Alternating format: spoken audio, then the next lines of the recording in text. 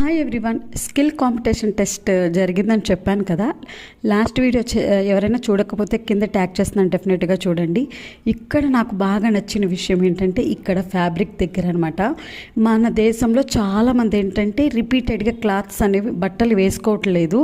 ఒక 10 సార్లు వేసుకుంటున్నారు, పక్కన పడేస్తున్నారు. కొంతమంది ఎవరికైనా ఇస్తున్నారు, కొంతమంది అయితే ఆపర్ని అలాగే డస్ట్బిన్లు వేసేస్తున్నారు. వాటి వల్ల ఆ ఫ్యాబ్రిక్ ఉండే కలర్స్ వల్ల కానీ వాటి వల్ల కానీ భూమిలో కాలుష్యం కూడా పెరిగిపోతుంది.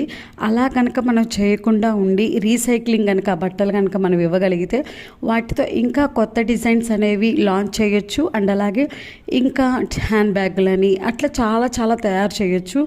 డోంట్ వేస్ట్ ఫుడ్ లాగా బట్టల్ని కూడా ఎలా పడితే అలా వేస్ట్ చేయొద్దు అని చెప్పి పిల్లలు చాలా బాగా చక్కగా చెప్పారనమాట. నిజమే కదా, ఇది వరకేమో సంవత్సరానికి 2-3 డ్రెస్సులు కొనేవాళ్ళం.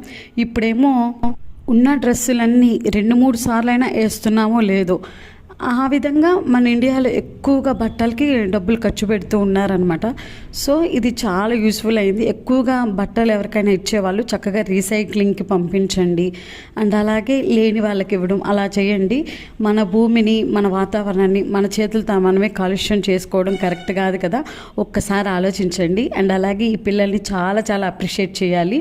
అండ్ అలాగే వీడియో నచ్చితే లైక్ చేసి సబ్స్క్రైబ్ చేయండి. Thank you for watching.